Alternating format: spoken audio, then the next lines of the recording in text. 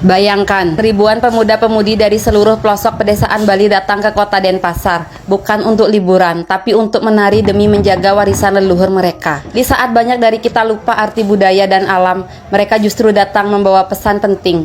Bali tak bisa hidup tanpa tradisi dan alam yang lestari. Hari ini adalah hari yang sangat penting bagi kami orang Bali, bukan karena ada hari raya besar atau hari libur nasional, tapi karena hari ini adalah awal dari sebuah perjalanan budaya yang akan berlangsung selama sebulan penuh di pulau ini. Saya datang ke lapangan Renon di kota Denpasar, tempat di mana dibuka pergelaran Pesta Kesenian Rakyat Bali. Sebuah pesta yang bukan hanya ajang hiburan, tapi bentuk nyata dari perjuangan melestarikan warisan leluhur. Saya menempuh perjalanan lebih dari 50 km dari kampung. Saya tidak hafal betul jalan-jalan di kota, dan jujur saja saya tidak kenal satupun penari atau peserta hari ini. Tapi hati ini terlalu rindu dengan suasana seperti ini. Suasana yang menghidupkan kembali rasa bangga menjadi bagian dari tanah yang menyimpan ribuan tahun peradaban leluhur. Di Bali, budaya bukanlah milik generasi tua semata. Yang luar biasa, justru anak-anak muda yang sekarang berjuang paling depan untuk menjaganya. Lapangan Renon sudah ramai sejak pagi. Panji-panji dan genderang perang dari berbagai daerah di Bali telah berkibar dan ditabuh. Masing-masing daerah mengirimkan delegasi pemuda-pemudi terbaiknya untuk tampil dalam parade pembukaan. Di depan monumen Bajrasandi yang megah, mereka akan menari, berjalan, dan mempersembahkan penampilan terbaik mereka. Bukan untuk mendapatkan piala, tapi untuk menunjukkan bahwa budaya Bali masih sangat hidup dan mengirimkan pesan kuat ke seluruh Nusantara agar mari bersama-sama kita kuatkan jati diri kita sebagai bangsa pewaris ajaran leluhur Nusantara. Saya mengikuti parade mereka dengan penuh semangat sambil membawa kamera dan ponsel seadanya. Saya berjalan bolak-balik di antara ribuan penonton. Saya terpukau oleh semangat mereka. Anak-anak muda yang datang bukan karena tugas atau dibayar uang, tapi karena cinta yang tulus pada budaya. Riasan dan pakaian mereka sungguh totalitas. Wajah mereka sangat bergembira, dan tubuh mereka bergerak luas mengikuti alunan gamelan. Dan yang membuat hati ini tersentuh, beberapa dari mereka yang saya foto tiba-tiba keluar dari barisan hanya untuk memberi saya kesempatan berfoto bersama mereka. Saya yang awalnya merasa sungkan, jadi merasa seperti bagian dari keluarga besar yang hangat. Tarian demi tarian ditampilkan. Mereka tak hanya menari di depan panggung kehormatan. Di sepanjang jalan tempat masyarakat berkumpul, mereka kembali menari, kembali mempersembahkan, walau tenaga mungkin sudah hampir habis. Mereka tidak hanya cantik dan tampan, mereka adalah pahlawan budaya yang sesungguhnya. Melihat gadis-gadis Bali dalam balutan pakaian adat, saya teringat kisah para putri kerajaan Nusantara di masa lampau. Melihat pemuda-pemuda dengan keris dan tombak diselipkan di bahu, saya merasa seolah sedang menyaksikan pasukan tempur kerajaan-kerajaan Nusantara yang gagah perkasa. Dan saat kelompok berpakaian hitam-hitam lewat sambil membawa asap dupa menyala, bulu kuduk saya berdiri.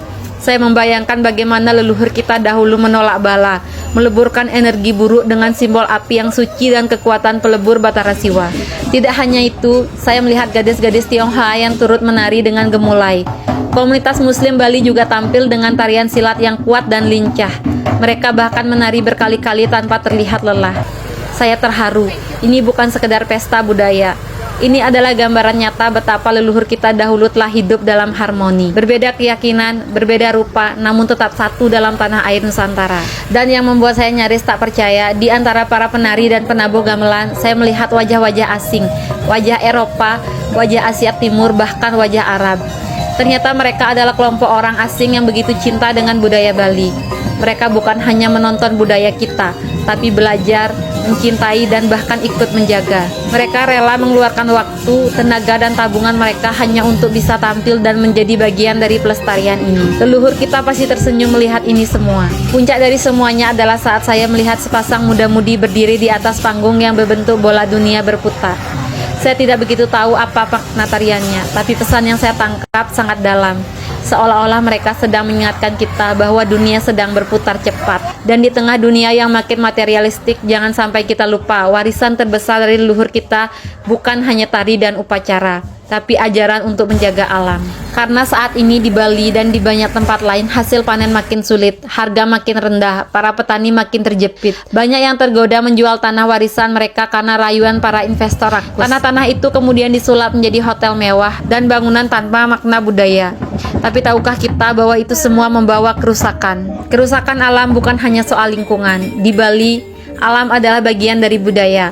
sawah, sungai, hutan, dan gunung adalah tempat-tempat suci. Jika alam rusak, maka budaya kita pun perlahan akan mati. Dan jika budaya Bali mati, jangan harap dunia masih ingin datang mencari keajaiban di pulau ini. Karena orang tidak datang ke Bali hanya untuk menikmati pantai, tapi karena ada roh leluhur yang hidup di setiap detail budaya dan keindahan alamnya. Inilah saatnya kita kembali kepada ajaran leluhur Nusantara, ajaran yang bukan hanya luhur dan bijaksana, tapi juga menekankan hidup yang selaras dengan alam. Karena hanya dengan menjaga alam, budaya kita bisa terus hidup. Dan hanya dengan menjaga budaya, anak-anak kita masih bisa mengenal siapa dirinya. Mari kita rawat tanah ini, rawat budaya ini, dan wariskan nilai-nilai agung ini kepada generasi yang akan datang. Karena Bali tidak akan berarti tanpa alamnya, dan alam tidak akan bertahan tanpa manusia yang bijaksana.